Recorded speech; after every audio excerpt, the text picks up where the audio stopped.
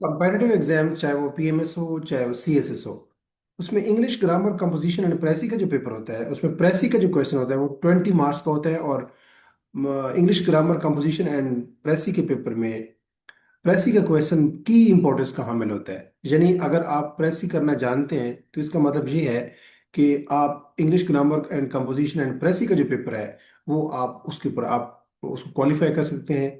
और अगर देखा जाए तो कंपेटिटिव एग्जाम्स को क्वालिफाई करने के बाद जब इंसान एक ब्यूरोक्रेट बनता है, चाहे आप किसी भी ग्रुप में हो सीएसएस क्वालिफाई करने के बाद, तो प्रेसी राइटिंग एक ऐसी आर्ट है जो कि आप एज ए ब्यूरोक्रेट आपके काम आती है।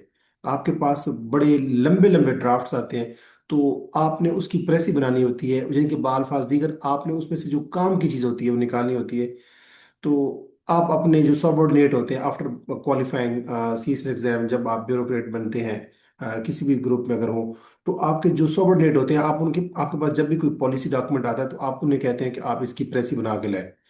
और जब आप किसी के सबऑर्डिनेट बनते हैं तो डेफिनेटली आपके पास भी जब लॉन्ग ड्राफ्ट आता है तो आपने उसकी प्रेसी बनानी होती है, देखना होता है कि इसमें से काम की बात क्या है। यानी आप कह सकते हैं वो उसका जिस्ट क्या है, उसका सेंट्रल थीम क्या है, उसका क्रक्स क्या है, उसका एक्सट्रैक्ट क्या है। तो मैं अपनी इस वीडियो में आपको एक पैराग्राफ की प्रेस ही बनाना सिखाऊंगा। और ये पैराग्राफ मैंने लिया है 1991 का जो सीएसएस एग्जाम था, 1991 का जो सीएसएस एग्जाम था उसका पैराग्राफ, जो ओरिजिनल पैराग्राफ था वो मैं आपके सामने डिस्प्ले करूंगा। उसके जो इंपॉर्टेंट पॉइंट्स है वो आपके सामने डिस्प्ले करूंगा, और उसमें से जो इररिलेवेंट पॉइंट्स हैं या लेस इंपॉर्टेंट पॉइंट्स हैं वो मैं निकालूंगा, और फिर मैं उसकी 1/3 प्रेस ही बनाऊंगा। और उसके बाद मैं उसका सजेस्ट करूंगा कि इसका जो मोस्ट अप्रोप्रिएट जो सूटेबल टाइटल है वो एक या दो मैं बताऊंगा आपको। मेरी इसी YouTube channel English with Khan के ऊपर 1985, 1986, 1987, 1988 और 1989 के जो सीएसएस के पेपर्स हुए हैं उनकी उन पेपर्स में English grammar and composition and precis के जो पेपर्स थे उनकी जो ओरिजिनल पैराग्राफ्स थे उनकी प्रेसी मैंने बनाई हुई है, अपलोड की हुई है। आप मेरे YouTube channel English with Khan के ऊपर जो सीएसएस के 1985 से लेकर 1990 तक के जो पेपर्स थे उनकी प्रेसी के लेक्चर्स जो है उनको देख के प्रेसी राइटिंग की आर्ट सीख सकते हैं। So let me start sharing screen. और इस वीडियो की तवज्जो से मैं 1991 का जो सीएसएस का पेपर हुआ था उसकी जो उस पेपर में जो पैराग्राफ था प्रेसी का मैं वो दिखाता हूँ, और उसके हम प्रेसी बनाएंगे। होपफुली आपको स्क्रीन पे ये जो पैराग्राफ है ये शो हो रहा होगा। Let me make it more visible to you. ये पैराग्राफ है 1991 का सीएसएस का पेपर। और इसके अंदर जो पैराग्राफ जो है जो प्रेसी के लिए दिया हुआ था कि इस पैराग्राफ को पढ़े और इसकी प्रेसी बनाए, it is visible and it is I am sharing it with you. हम इस पैराग्राफ को देख लेते हैं जल्दी जल्दी कि generally European train still stop at the borders to change locomotives and staff. कि अमूमन जो यूरोप के अंदर जो ट्रेन हैं, जो रेलवे ट्रेन की बात हो रही है, वो जब बॉर्डर्स को, आपको पता है कि जो यूरोपीय यूनियन जो है उसमें 27 कंट्रीज शामिल है। तो जब भी ये एक कंट्री के दूसरे कंट्रीज में जब ट्रेन जा रही होती है तो वो बॉर्डर पे अमूमन रुकती है और अपने स्टाफ को, पर्सनल को चेंज करती है। जैसे पंजाब के अंदर भी है, पाकिस्तान के अंदर भी है, जब रेलवे ट्रेन जाती हैं तो वो एक जगह से दूसरी जगह पे जब जा रही होती है तो अमूमन डिस्ट्रिक्ट पे, विद इन डिस्ट्रिक्ट या विद इन प्रोविंसेस वो अपने खास टर्मिनल पे रुकती हैं और वहाँ पे उनका स्टाफ चेंज होता है, जो उनका रेलवे पुलिस होती है। और इस तरह जो उनके सामान होता है, लोकोमोटिव्स और उनका जितना भी गैजेट्स होते हैं या जितना भी उनका लगेज होता है वो चेंज होता है। तो यूरोप में भी ऐसे ही होता है, जब बॉर्डर पे ट्रेन पहुंचती है तो वो अपना स्टाफ और लोकोमोटिव जो है वो चेंज करती हैं। लोकोमोटिव का मतलब है जितना भी वो कुछ सामान होता है उनका। दिस इज ऑफर नेसेसरी, और ये अमूमन बहुत ज़्यादा ज़रूरी भी होता है। The German and French voltage systems are incompatible. उसने कहा कि जो जर्मन है और जो फ्रेंच के जो वोल्टेज सिस्टम है, यानी कि जो उनका इलेक्ट्रिसिटी का निज़ाम है, पूरा पावर सिस्टम जो है वो इनकम्पैटिबल है, वो आपस में मैच नहीं करते। जर्मनी की बात हो रही है, उनके जो ट्रेन की सिस्टम की बात हो रही है, और फ्रेंच की बात हो रही है जिनके फ्रांस के जो ट्रेन का सिस्टम है, उनका जो वोल्टेज सिस्टम है, यानी पावर सिस्टम्स है उन दोनों के मुल्कों की ट्रेन के, जर्मनी का और इस तरह दूसरा फ्रांस का, उनके जो अपने अपने ट्रेन के जो सिस्टम्स हैं उनका पावर सिस्टम जो है वो आपस में मुताबिकत नहीं रखता। स्पेन, दो नॉट पुर्तगाल, उसने स्पेन की बात की, उसने कहा पुर्तगाल ऐसा नहीं है।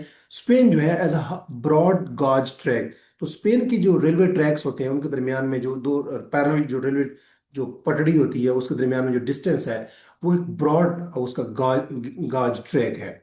गाज ट्रैक का मतलब ये है कि जब रेलवे की जो जो पैरेलल पटड़ियाँ होती हैं उनके दरमियान में एक डिस्टेंस होता है तो वो ब्रॉड होता है। स्पेन में, ना कि उसने कहा पुर्तगाल में ऐसा नहीं होता। English bridges are lower than elsewhere. जो इंग्लिश जो ब्रिजेस हैं, यानी कि जो इंग्लिश कंट्रीज हैं, उनकी जो ब्रिजेस हैं, जो पुल हैं, उनकी जो हाइट है वो कम होती है बाकी कंट्रीज की निस्बत। And passengers on the German trains would need a ladder to reach French platforms twice as high as their own. और अगर जर्मनी की जो जो ट्रेन्स हैं, उनको,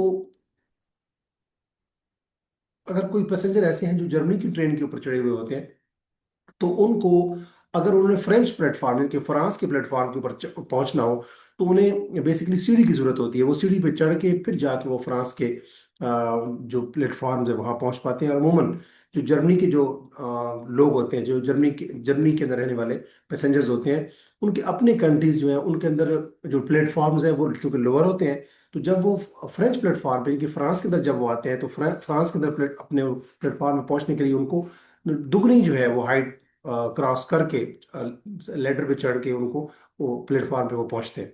क्योंकि जो जर्मनी है या जितने भी इंग्लिश कंट्रीज हैं, उनके अंदर जो प्लेटफॉर्म्स हैं वो लोअर लेवल पे होते हैं। और फ्रांस का जो प्लेटफॉर्म है वो डबल हाइट के ऊपर होता है। जिनके बालफाज दिक्कत इंग्लिश कंट्रीज के अंदर, जर्मनी के अंदर सपोज उसने मिसाल दी है, उनके प्लेटफॉर्म लोअर लेवल पे होते हैं, और जो फ्रांस है उसके जो प्लेटफॉर्म है वो हायर होते हैं। But those physical constraints pale in comparison to an even more formidable barrier.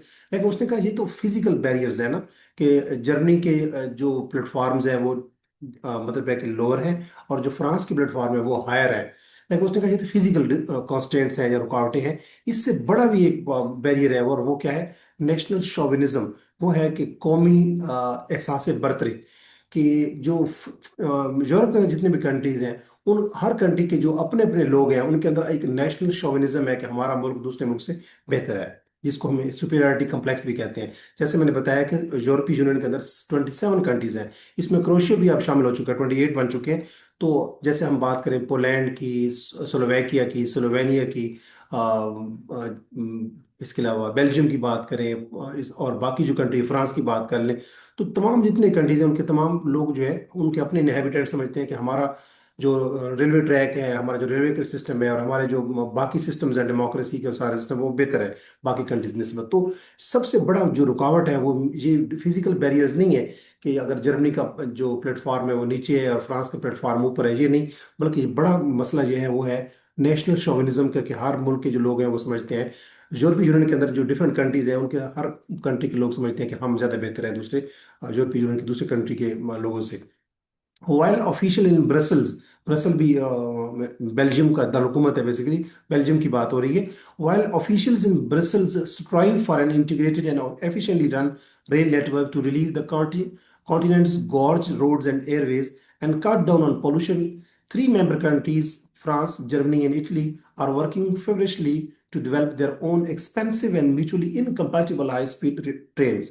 उसने कहा कि अगर हम बेल्जियम की बात करें, ये ब्रसल उसका दारुल हुकूमत है, कैपिटल एक्चुअली।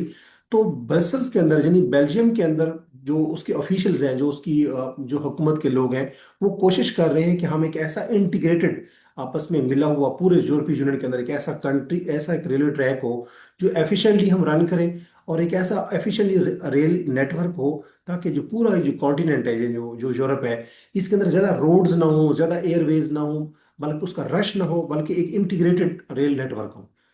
एक इंटीग्रेटेड रेल नेटवर्क जो होगा, उससे उसने उन्होंने क्या कहा है, क्या होगा कि एक तो पोल्यूशन कम हो जाएगी, और दूसरा चीज जो ज़्यादा रोड्स का रश बन जाता है, बहुत ज़्यादा रोड्स होते हैं, रोड्स का जो जाल बिछा हुआ होता है और एयरवेज का, वो ख़त्म हो जाएगा। और एक इंटीग्रेटेड एफिशिएंटली रन एक रेलवे ट्रैक बनाना चाहते हैं, रेलवे का एक सिस्टम बनाना चाहते हैं, रेल नेटवर्क बनाना चाहते हैं। कौन से कंट्री, किस कंट्री की बात हो रही है? बेल्जियम की, जिसका दारुल हुकूमत ब्रसल्स है। लेकिन उसने कहा, अगरचे बेल्जियम ये चाहता है कि एफिशिएंटली रन और एक आप कह सकते हैं कि इंटीग्रेटेड रेल नेटवर्क हो पूरे यूरोप के अंदर, लेकिन इसके बरक्स तीन कंट्री ऐसे हैं यूरोपीय यूनियन के, जिसमें उसने मिसाल दी है फ्रांस की, जर्मनी की और इटली की। ये तीन कंट्रीज हैं, ये क्या कर रहे हैं? दे आर वर्किंग फेवरिशली, वो बहुत ज्यादा जोर लगा के कोशिश कर रहे हैं to develop their own expensive, के बड़ा महंगा किस्म का एंड म्यूचुअली इनकम्पैटिबल, एक ऐसा हाई स्पीड ट्रेन का सिस्टम हो जो आपस में इनकम्पैटिबल है। यानी कि फ्रांस का सिस्टम और है, इटली का और है, जर्मनी का और है। तो ये तीनों कंट्रीज जो है ये चाहते हैं कि हमारा बड़ा एक महंगा किस्म का रेल रेल नेटवर्क हो, हाई स्पीड नेटवर्क हो, और वो म्यूचुअली इनकम्पैटिबल हो उनका आपस में। इवन के फ्रांस का, जर्मनी का और इटली का जो रेल नेटवर्क है वो आपस में कंपैटिबल नहीं है, मुताबिकत नहीं रखते। तो ये जो पैराग्राफ था इसके अंदर मैंने इंपॉर्टेंट इसके पॉइंट्स निकाले, की पॉइंट्स। पहला पॉइंट ये था कि यूरोपियन ट्रेन जो है वो जब भी नेशनल बॉर्डर पे जाती हैं तो वो अमूमन रुकती हैं और अपना लोकोमोटिव और स्टाफ चेंज करती हैं। पहली बात ये थी इस पैराग्राफ के अंदर। दूसरी बात हमने ये पढ़ी कि there are technical and physical differences among European railway system, के यूरोप के जितने भी रेलवे सिस्टम्स हैं उसके दरमियान में क्या है, बहुत ज़्यादा डिफरेंसेस हैं, टेक्निकल डिफरेंसेस हैं और फिजिकल डिफरेंसेस हैं। जैसे उसने तीन बातें उसने की हैं कि इनकम्पैटिबल वोल्टेज सिस्टम, यानी कि जर्मनी और फ्रांस की उसने बात की है। तो जर्मनी के जो वोल्टेज या बिजली का सिस्टम है वो और है, इस तरह फ्रांस का जो वोल्टेज सिस्टम है वो ज़रा और डिफरेंट किस्म का है। डिफरेंट ट्रैक गाज, वो जो दो रेलवे जो पटड़ियाँ होती हैं तो जो पैरेलल होती हैं उनके दरमियान में जो डिस्टेंस होता है उसको हम ट्रैक गाज कहते हैं। तो ये डिफरेंट ट्रैक गाज हैं। स्पेन का जो है वो बहुत ज़्यादा है, पुर्तगाल का उतना ब्रॉड ट्रैक गाज नहीं है। फिर उसने बात की है कि स्ट्रक्चरल डिफरेंसेस भी हैं, जैसा कि ब्रिज की हाइट और प्लेटफॉर्म की हाइट, जैसे जर्मनी में उसने कहा कम है और फ्रांस के अंदर जो ब्रिज की जो हाइट है, जो प्लेटफॉर्म की हाइट है वो ज़्यादा होती है। फिर इसने उसने बात की है कि these physical constants are less significant than the main obstacle. उसने कहा जी जो फिजिकल कॉन्स्टेंट्स हैं, जैसे प्लेटफॉर्म कितना ऊंचा है या ब्रिज कितनी ऊंची है एक मुल्क के अंदर दूसरे मुल्क की निस्बत, ये फिजिकल डिफरेंसेस हैं और ये ज़्यादा इंपॉर्टेंट नहीं है, इससे एक बड़ी रुकावट है। और वो क्या है, the most serious barrier to railway integration is national chauvinism. यानी कि यूरोप के 27 कंट्रीज के अंदर रेलवे जो ट्रैक्स हैं वो आपस में इनकम्पैटिबल है। फ्रांस का कुछ और है, जर्मनी का कुछ और है, इटली का कुछ और है, और बेल्जियम का कुछ और है। लेकिन इससे भी ज्यादा ये तो फिजिकल डिफरेंसेस है, इससे बड़ा जो फर्क है, वो जो रुकावट है वो ये है, जो हर्डल है, जो ऑब्स्टेकल है वो ये है कि हर मुल्क, यूरोपीय यूनियन के अंदर जितने भी 27 कंट्रीज हैं, हर मुल्क के जो लोग हैं उनके अंदर अपना एक नेशनल शोविनिज्म है, अपना उनके एहसास से बरतरी है कि जी हम, हमारा एक कौमी वो एक नेशनल प्राइड है उनके अंदर कि हमारा कंट्री दूसरे कंट्री से बेहतर है, दूसरे यूरोपियन कंट्री से। तो यूरोपियन यूनियन के अंदर ब्रसल्स की बात हो रही है जहाँ पे wants N integrated and efficient rail network. यूरोपीय यूनियन के अंदर जो बेल्जियम है खासतौर पर वो ये चाहता है, जब पूरी यूरोपीय यूनियन की अगर हम भी बात कर ले तो जब पैराग्राफ के अंदर ये एक बात रिफ्लेक्ट होती है कि पूरा यूरोपीय यूनियन ये चाहता है कि हमारा एक इंटीग्रेटेड, बिलखसूस बेल्जियम जिसका दारुल ब्रसल्स है, वो चाहता है कि हमारा एक इंटीग्रेटेड, यानी कि तमाम जो यूरोपीय यूनियन के कंट्रीज हैं 27 वो आपस में मिलके एक इंटीग्रेटेड और एफिशिएंट रेल नेटवर्क बनाए। लेकिन साथ ही उसने एक बात की है कि ये जो इंटीग्रेटेड नेटवर्क होगा रेल ट्रैक का, इसकी इसके ऑब्जेक्टिव्स क्या हैं। एक तो ये है कि जो रोड्स के ऊपर जो प्रेशर पड़ता है, बहुत ज़्यादा रोड्स का जाल बिछा हुआ है और रेलवे एयरवेज का, ये खत्म होगा। जो बहुत ज़्यादा एयरपोर्ट्स बने हुए हैं वो अब बहुत कंजेशन हो जाती है और बहुत ज़्यादा रोड का जाल बिछा हुआ है यूरोपीय यूनियन के अंदर। और दूसरा, पोल्यूशन को वो कट करना चाहते हैं, इसलिए वो चाहते हैं कि रेलवे इंटीग्रेशन हो। और आखिरी बात उसने इंपॉर्टेंट ये की है कि फ्रांस, जर्मनी और इटली ये तीन कंट्री ऐसे हैं जो कि अपने अपने महंगे, बड़े कॉस्टली, एक्सपेंसिव और सेपरेट और म्यूचुअली इनकम्पैटिबल, यानी कि एक दूसरे से मुख्तलिफ जो है हाई स्पीड ट्रेन नेटवर्क बना रहे हैं। बाकी जो ब्रसल्स है, यानी कि बेल्जियम, ये चाहता है कि तमाम यूरोपीय यूनियन की जो कंट्री, यूरोपीय यूनियन के अंदर जितने भी कंट्रीज हैं वो मिलके इंटीग्रेटेड एफिशिएंटली रन एक एक यूनिफाइड एक नेटवर्क बनाए, इंटीग्रेटेड नेटवर्क बनाए। लेकिन इटली, फ्रांस और जर्मनी ये तीन कंट्री जो है ये अपने अपने महंगे महंगे और म्यूचुअली इनकम्पेटिबल, इनके इनके अपने जो नेटवर्क्स हैं वो आपस में इनकम्पेटिबल मुताबिकत नहीं रखते। ये इंपॉर्टेंट पॉइंट्स आ गए। अब इसमें कोई दो तीन पॉइंट्स बड़े इररेलेवेंट थे जिसको लेस इंपॉर्टेंट कह सकते हैं। जैसे उसने बात की कि इंग्लिश ब्रिज जो है वो ज़रा लोअर लेवल पे होते हैं। फिर उसने कहा जर्मन पैसेंजर जो है उनको सीढ़ियों पर चढ़ के फ्रेंच प्लेटफॉर्म पे जाना पड़ता है, क्योंकि जर्मनी की जो लोग हैं वहाँ उस मुल्क के अंदर चूंकि ब्रिजेस और जो जो प्लेटफॉर्म है वो लोअर लेवल पे होते हैं। जब वो फ्रांस में आते हैं तो फ्रांस में उनको जब प्लेटफॉर्म पे जाना पड़ता है तो वो, वो लेडर के ऊपर चढ़ के ऊपर प्लेटफॉर्म पे चढ़ना पड़ता है। और पुर्तगाल, उसने कहा है कि पुर्तगाल का जो जो ट्रैक गाज है वो उतना वास्ट, जब खुला हुआ नहीं है जितना कि स्पेन के अंदर होता है। ये लेस इंपॉर्टेंट पॉइंट है।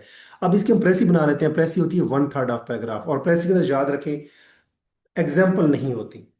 जरा देखें, मैंने इस वन थर्ड पैराग्राफ, इस पूरे पैराग्राफ की प्रेसी बनाई है कि European trains continue to haul, कि यूरोपियन ट्रेन जो है ना वो रुकती हैं at borders due to technical differences such as incompatible power system, track guards and structural design. कि यूरोपीय यूनियन की जो ट्रेन है वो जब भी बॉर्डर पे जाती हैं तो वो बॉर्डर पे रुकती हैं क्योंकि टेक्निकल डिफरेंसेस भी आते हैं, और उसमें कौन कौन से डिफरेंसेस हैं कि वोल्टेज का फर्क होता है, इनकम्पैटिबल पावर सिस्टम है, और ट्रैक गाजेस का फर्क है। जैसे स्पेन के जरा वास्ट ट्रैक गाज है, जो रेलवे ट्रैक के दरम्यान में जो डिस्टेंस होता है, और अगर हम बात करें पुर्तगाल का तो वो कम होता है। इसी तरह अगर, और स्ट्रक्चरल डिजाइन भी डिफरेंसेस हैं तीनों तमाम कंट्रीज के।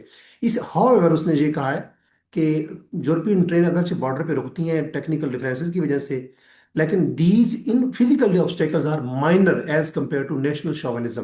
लेकिन ये जो फिजिकल डिफरेंसेस हैं, जो ऑब्स्टेकल्स हैं, ये कम है किस चीज़ के मुकाबले में? वो जो नेशनल एहसास से, आप कह सकते हैं बर्तरी होता है, नेशनल शोविनिज्म या नेशनल प्राइड होता है, विच विच सीरियसली हिंडर्स रेलवे इंटीग्रेशन। और ये जो नेशनल शोविनिज्म है, हर मुल्क, यूरोपीय यूनियन के हर मुल्क के लोग चाहते हैं, सोचते हैं कि हम दूसरे यूरोपीय यूनियन के कंट्री से बेहतर हैं। इस वजह से उनकी जो रेलवे ट्रैक्स हैं वो आपस में इंटीग्रेट नहीं हो रहे। हर कोई अपने अपने मुल्क सेपरेट नेटवर्क बना रहा है। रेलवे नेटवर्क की बात हो रही है। Although European authorities seek a unified railway network to reduce congestion and pollution. अगर यूरोपीय यूनियन की अथॉरिटीज ये चाहती हैं कि एक यूनिफाइड और एक इंटीग्रेटेड रेलवे नेटवर्क हो, ताकि आलूदगी भी कम हो, और ये जो रेलवेज का, एयरपोर्ट्स का, एयरवेज का, और जो रोड्स का जो जाल बिछा हुआ है, इसका जो क्राउड है, कंजेशन है, और इससे जो पोल्यूशन पैदा होती है वो खत्म हो। लेकिन major countries like France, Germany and Italy, ये जो है तीन बड़े कंट्री जो है, दे आर इंडिपेंडेंटली, वो अपने तौर पे, आजादाना तौर पे डेवलप कर रहे हैं महंगे, यानी कॉस्टली और incompatible high speed train system वो डेवलप कर रहे हैं। तो ये प्रेसी हो गई इसकी वन थर्ड। और अगर इसकी मैं बात करूं सजेस्टेड टाइटल की, तो मैंने दो सजेस्टेड टाइटल इसके सजेस्ट किए हैं। एक है कि नेशनल शोविनिज्म, कि जिनकी नेशनल जो प्राइड है, आगे कॉलन डाल के, the main obstacle to European railway net integration. कि यूरोप के अंदर जो रेल इंटीग्रेशन है उसके अंदर सबसे बड़ी रुकावट क्या है? नेशनल शोविनिज्म, नेशनल प्राइड जो है हर कंट्री, यूरोपीय यूनियन के अंदर जो हर कंट्री है उसके लोगों के अंदर एक अपना नेशनल प्राइड है। और दूसरा, मैंने इस प्रकार, अगर आप ये ना बनाए तो आप ये प्रकार, ये टाइटल भी बना सकते हैं कि barriers to a unified European railway system. के यूरोपीय यूनियन के अंदर जो पूरा रेलवे सिस्टम है, जो जो एक यूनिफाइड होना चाहिए, जो इंटीग्रेटेड होना चाहिए, उसके अंदर रुकावटें क्या क्या है। तो इस पूरे पैराग्राफ को हमने इसके इंपॉर्टेंट पॉइंट्स निकाले। ये बेसिकली 1991 का, 1991 का जो सीएसएस का पेपर था, इंग्लिश ग्रामर एंड कंपोजिशन का, उसका मैंने ओरिजिनल पैराग्राफ उठाया। ये आपके सामने विजिबल है।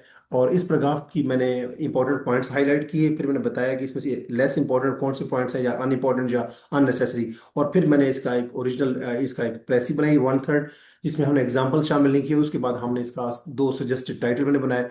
तो hopefully this video would have been this video would prove fruitful for you for the preparation of English grammar composition and pressing paper for PMS and CSS.